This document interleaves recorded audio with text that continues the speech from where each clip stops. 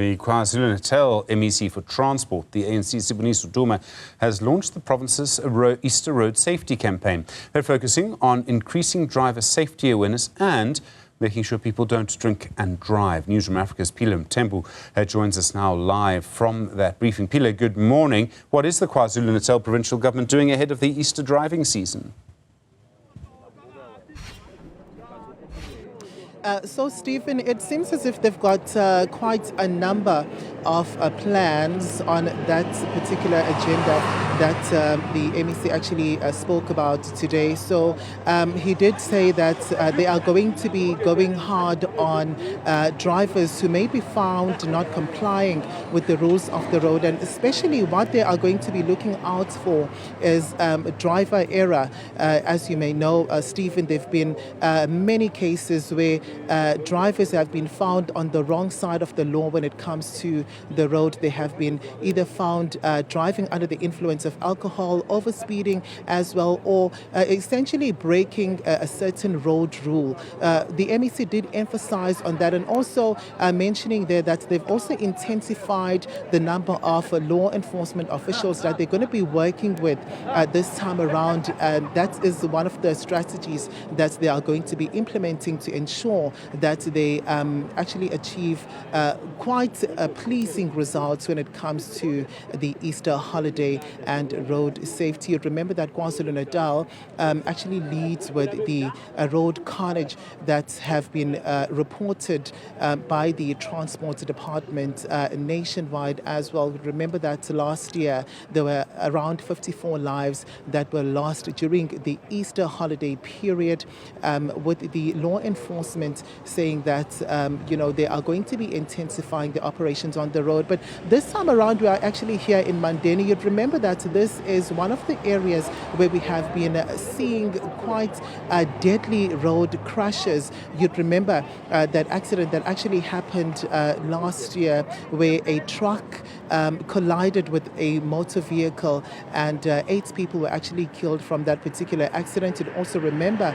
9 churchgoers from the 12th Apostolic Church where the bus actually overturned here. 9 people died from that crash.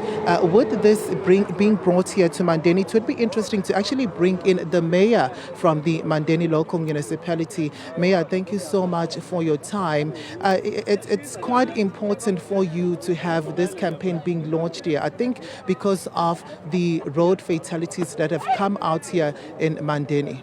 Yes, thank you very much. We as Mandeni municipality, we like first to appreciate the MEC to have this launch here in Mandeni, because this road is N2 is attracting a lot of visitors, a lot of tourists. And we know that number of fatalities has taken place like last year we had, and also this year. So we appreciated that this program, it also yielded the results. As of today, we had an arrest of someone who was carrying a firearm, illegal firearm, and we also had a car that was stolen and was discovered during this program today. Once more, what we would like to raise to our road traffic users is that they must make sure that their car are roadworthy, and also they must refrain from abusing the alcohol, and they must know that they mustn't use excessive speed. They must obey the road signs and the road rules. So that's why we are here today. And we also wish to those who will be going to Easter holidays, the buses will be inspected. They must make sure that the buses that are using are roadworthy. And we also raising that one also to our visitors, that when they come here in Mandeni, all the stakeholders will be ready to welcome them. The SAPS, the fire department, and the disaster will be ready. As we are launching this program today, we'll be then rolling out as from tomorrow moving forward. We'll have our roadblocks will be visible on the road. Our fire department will be ready, SAPS, also the traffic officers. So that's why this program we're appreciating with, that the minister has launched here. And also, if you could speak to us, Mayor, what is it that is going to be done different this time around? We've seen such roadblocks happen for many, many years. What is the strategy to ensure road safety? As we are here today, we're going to market this one, advertise this program, these projects, those roadblocks, and today's launch, so that everybody is aware that when you enter in KwaZulu-Natal and when you enter in the space of Mandeni, the police officers will be here. So what we are going to do also is that all over the roads of KwaZulu-Natal, and in particular in Mandeni, be around O2 and this N2, the visibility of the police officers, the visibility of the traffic officers will be there. So there will be a number of roadblocks from today until the Easter. So it's different that we'll be also advertising it as tomorrow we'll be having the prayer. All stakeholders will be there, and we'll be marketing that as well. All church users and those who will be going to Easter, we've got a structure of the reverends where we also raise this issue. Also, we market the program with them and we alerted them about the illegal road users. So that's why it's a little bit different than other years. Okay, and before I let you go, I understand that the KZN Transport Department as well as the municipality has joined forces with even other provinces such as Gauteng, Mpumalanga as well. Tell us about the roles that are going to be played here, and how is this essentially going to contribute? Why take this route? Yes, because a lot of people from Gauteng and from other provinces, from Swaziland, from Mozambique, or anyone coming from outside the South Africa or outside KZN, they like to come to KZN for visiting. And some of other church goers that are coming from abroad, they will be having some of their services here in KZN. So the assistant by the Gauteng department will be also yielding the results that the people from Gauteng, they will be also blocking that site. All the corridors are coming from KwaZulu-Natal, there will be some roadblocks. So that's why we are collaborating and have the joint program with them. And also to increase the number of officers in the roads. So that's why we'll be having that joint program, and we're hopeful that it's going to yield the positive results. Have you had an opportunity to have an engagement with regards to issues around road infrastructure, which are essentially also a contributing factor to some road accidents? Have you had an engagement so far? Yes, we do. You can see the N2. This road is very good. The infrastructure is up to the standard.